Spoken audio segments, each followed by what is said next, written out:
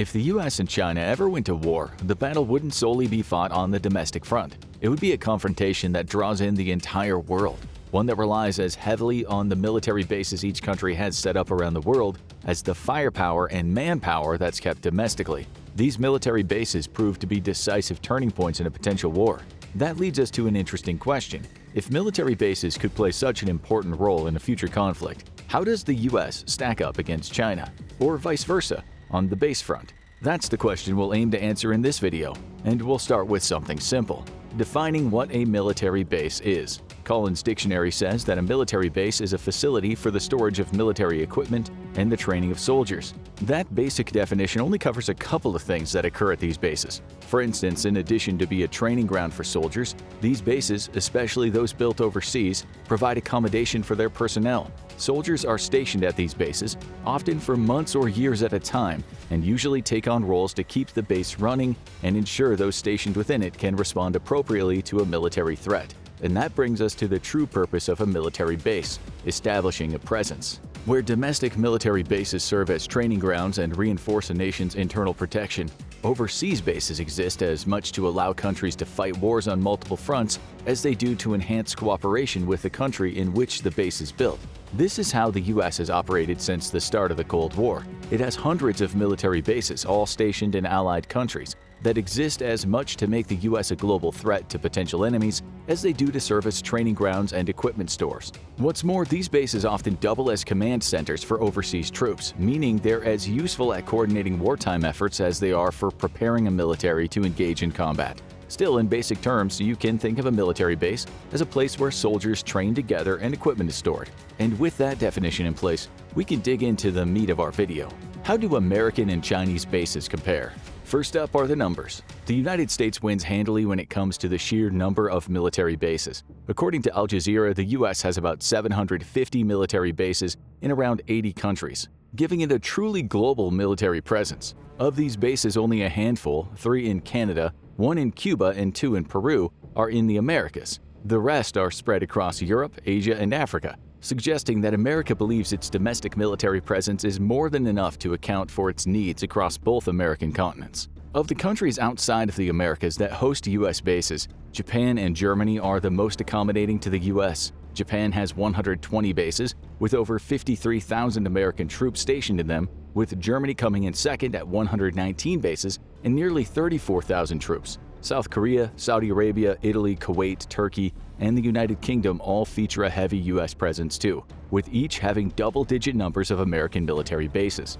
Collectively, these American bases are split into 2 categories: bases and lily pads. A base is an American military installation that's either worth more than $10 million or covers at least 10 acres of land. These bases will typically have at least 200 personnel stationed on them, though many have more, and they'll be used to train both American troops and foreign troops with whom the States cooperates. To give an approximate size for an American base, we can divide the number of US troops stationed in Japan, 53,713, with its 120 bases in the country to get about 447. That's an estimate at best, with the US bases typically containing as many troops as are needed. For instance, Spain's 4 bases have a combined 3,168 troops, meaning close to 800 per base. Regardless, the point is most American overseas bases contain hundreds of troops rather than thousands. As for lily pads, they're much smaller and cover less than 10 acres or are valued at less than $10 million. These bases may only have a few dozen troops, and they make up about 40% of the 750 bases America has around the world. These are the types of bases you're more likely to see in countries like Canada and Peru. For instance, Canada's 3 US military bases are all lily pads that collectively host 127 troops between them. You may also see lily pads being used as supporting bases for larger American installations or simply as ways to maintain a presence in a country and ensure cooperation between the host and the US. Of these many bases, Al Udeid Air Base in Qatar is easily the largest. Covering around 60 acres, the base is host to 100 aircraft, a small army of drones, and about 11,000 troops split between American and coalition forces. These numbers indicate how the United States uses its military bases. Rather than taking the traditional empirical route of conquering a country before creating a presence within it, the US has usually operated in the spirit of cooperation. It works alongside other countries to establish bases rather than fighting against them. Doing so, the US would argue, means it isn't taking an imperialistic stance toward its national interests. If anything, it's creating mutually beneficial relationships with its allies that just so happen to involve the creation of military bases. The other country benefits from America's military expertise and equipment, while the States gets more eyes on far-flung areas of the world. China's approach to overseas military bases is much different. It paints a picture where America's bases are simply covert imperialism, allowing the US to maintain its power base on the global stage. As if in support of that claim, China only has one official military base overseas, the Dorle Multipurpose Port in Djibouti. That base is home to 2,000 Chinese troops, according to the Africa Center, and hosts a pier that's capable of accommodating an aircraft carrier. Small fish in comparison to the might and sheer numbers of US military bases, but it's still a sign that the People's Liberation Army, or PLA, wants to project power from Africa. China's Djibouti base is interesting for two reasons. The first is that it was never supposed to be a military base at all. According to Africa Center, China initially presented the base as part of several civilian complexes that were in line with other infrastructural work that it was completing in the country. Beijing claimed that the base wasn't really militaristic in nature. It was a, quote, support facility, with China's Ministry of Foreign Affairs pointing to China's contribution to counter piracy missions in the Gulf of Aden as being the main reason for the base's existence. And to China's credit, it has participated heavily in these missions since 2008, allowing it to claim that it was sticking to its non-interference policy because the base isn't technically for the Chinese military. But it is. Back in 2015, China steadfastly refused to confirm or deny its plans to build a base in Djibouti, with a Reuters article again pointing to Beijing's desire to, quote, make a greater contribution to regional peace and stability as the reason for construction. A year later, the base was built and was playing host to a couple thousand Chinese troops. That's a far cry from China's claims that it doesn't want to build military bases abroad. And it's no coincidence that its Djibouti base happens to overlook the Bab el-Mandeb Strait in the Gulf of Aden. As the Council on Foreign Relations points out, that strait sees anywhere between 12.5% and 20% of global trade pass through it annually. Again, that lends credence to China's claims of the base existing for anti-piracy reasons. The location just so happens to allow them to keep an eye on about a fifth of the world's trade, as it offers protection. The establishment of the Djibouti base reflects China's general approach to building overseas bases. On one hand, it'll say that it doesn't want to have any military bases in other countries, while claiming the US is acting imperialistically by constructing its own. On the other, it'll take advantage of the economic ties it has with other countries to establish a presence, though in Beijing's words, not a military one, in strategically advantageous territory. And if you doubt Djibouti's importance, just know that the US has its own base in that country, Camp Lemonnier, just a few miles away from China's base. That base contains 4,000 personnel, making it easy to see China's base as a direct response to America's presence in Djibouti. American sources certainly believe that the Djibouti base is just the first in China's plans to establish a stronger presence overseas. In 2022, The Guardian published a report based on an analysis by a US research institute called Data. The report said China will likely look to build similar bases in 3 locations: Equatorial Guinea, Pakistan, and Sri Lanka. The report also highlighted Ream in Cambodia as a possible location for a future base. All these bases would be naval, allowing China to extend the reach of its increasingly strong navy, and all would be placed in strategically advantageous positions in terms of China's ability to oversee commerce flowing through Asia and Africa. What's more, documents leaked from the Pentagon in 2023 indicate that China has resumed work on a military site it started building in the United Arab Emirates, or the UAE. The US managed to put a halt to the construction back in 2021 by placing diplomatic pressure on the UAE's government. However, according to the Washington Post, construction resumed in 2023, with the base now having a complete perimeter wall and being connected to water and electricity networks. The Pentagon believes the upcoming base will serve as a logistics depot for the PLA, giving China another foothold in a strategically important region. That's not all. The same leaked documents reveal the existence of something China calls Project 141. According to the Pentagon, this project outlines the PLA's goal of establishing 5 military bases, along with 10 logistical platforms in different countries by the end of 2030. Djibouti was the first, the base in the UAE will likely be the second, and China's work on the naval base in Ream on behalf of Cambodia supposedly includes a contractual clause that reserves part of that base for exclusive Chinese use. For all of its claims of US imperialism, Beijing is certainly active when it comes to establishing a military presence overseas, even if it's more covert about the true purpose of its bases. Still, when it comes to sheer numbers, the US clearly comes out on top. It has over 170 overseas military bases, while China only officially has one. And even with Beijing's plans for expansion into more locations, its presence will still pale in comparison to America's. That's not to say the states shouldn't be worried. China has been very clever about where it starts building its bases, and it's done enough on the cooperative front to make its host countries amenable to the idea of hosting Chinese troops.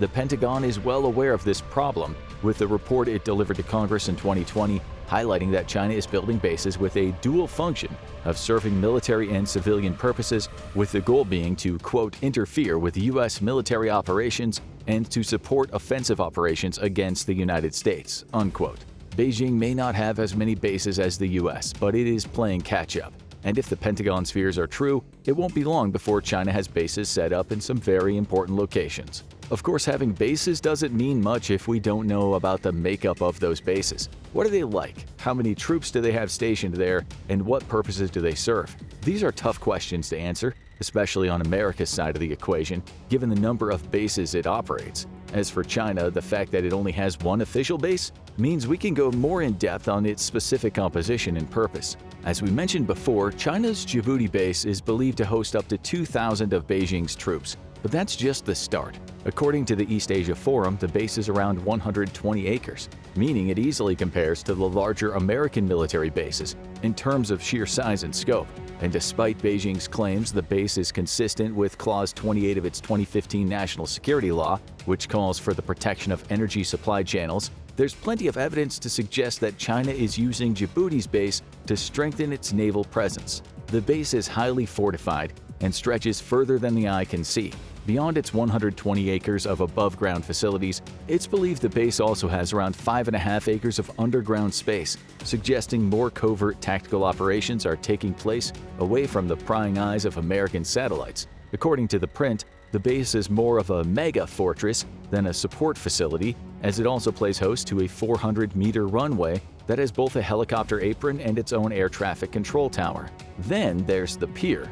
Built in 2019, 3 years after the formation of China's Djibouti base, it may be the most obvious sign of Beijing's military ambitions. The pier measures 1,120 feet, with Forbes claiming that it's large enough to host a pair of Chinese aircraft carriers, alongside 4 nuclear submarines and a host of other warships. China may claim that these naval forces are needed to protect ships sailing through the Bab el-Mandeb Strait, but to many observers, these capabilities are overkill, with the real objective of these capabilities being protecting Beijing's naval power in an important strategic location. Still, it's just one base. And when it comes to direct comparisons, we're spoiled for choice with the United States. But the most obvious comparison would be to Camp Lemonnier, which is stationed just 6 miles away from China's Djibouti base and currently serves as the United States' sole permanent military base in Africa. Originally established as a garrison of the French Foreign Legion, Camp Lemonnier came under U.S. control in 2002 when Djibouti leased the facility, as well as the rights to use several neighboring port and airport facilities,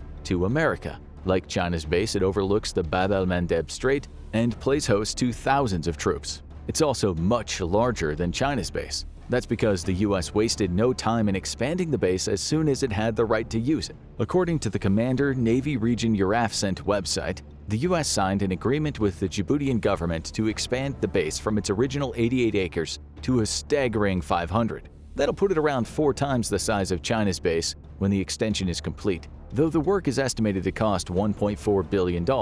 Those expansion efforts over the last decade and a half have included the construction of an auxiliary support apron, a parallel taxiway, and in 2011 a drone apron to support the United States' Predator drones. According to Lee Neville's book Special Forces in the War on Terror, General Military, the base is also home to a secure compound that serves as mission central for a host of intelligence analysts and special operators who analyze the data collected by Predator drones as they conduct operations in several countries, including Yemen, Mali, and Somalia. The base also serves as a central hub for Special Forces operations, according to Neville. It's the headquarters of America's Special Operations Command and Control Element, Horn of Africa, or SACI HOA. That group oversees United States Special Operations Command, or SOCOM, units in operational and training missions throughout Africa. Add to that a host of U.S. Air Force assets, including a C-130J Hercules and an HC-130P Combat King, and the base is well stocked with forces that would likely be able to overcome those in China's neighboring base should fighting break out. Thankfully, it hasn't. However, the tensions between the two nations is growing. A year after China opened its Djibouti military base, America claimed that military-grade lasers originating from the base were being aimed at the eyes of its pilots when they departed on missions. China refuted the claims, insisting that it abides by international laws and would have no reason to use lasers on American pilots, so we ultimately seem to have a minor tit-for-tat battle between the bases. That's a far cry from what would happen if a war between the US and China started. Still, when comparing the two, it's clear the US comes out on top. It has a larger base staffed with more people, and it's pretty open about using that base to conduct special military operations throughout Africa.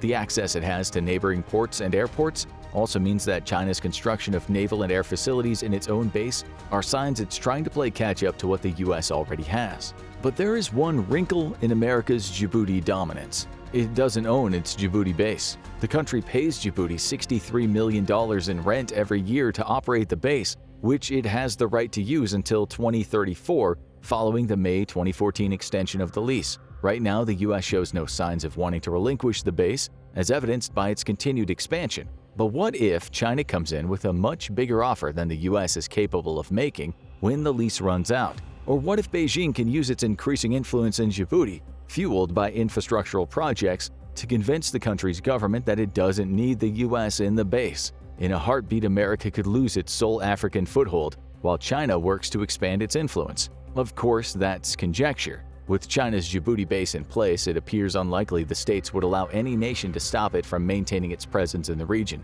Additionally, China is in the same situation, with its base costing $20 million per year, with an option to renew its own lease for an additional 10 years in 2027. Perhaps that'll be the true military base conflict that we see arise in the coming years. When the leases run out, China may make counteroffers to Djibouti, with the US doing the same, with the ultimate beneficiary being a Djibouti government that can name its price for hosting both countries. None of this changes the fact that America's Djibouti base is bigger and better equipped than China's. And the bigger problem for China is that America's Djibouti base is small fries compared to some of the country's other overseas bases. Take Camp Humphreys, for an example. Formed in the wake of the Mutual Defense Treaty that the US signed with South Korea in 1953, the base is still technically under construction. However, it'll be an enormous 3,538 acres, almost 30 times the size of China's sole overseas military base once it's completed. That base falls under the control of the US Army, though it also has a Marine presence.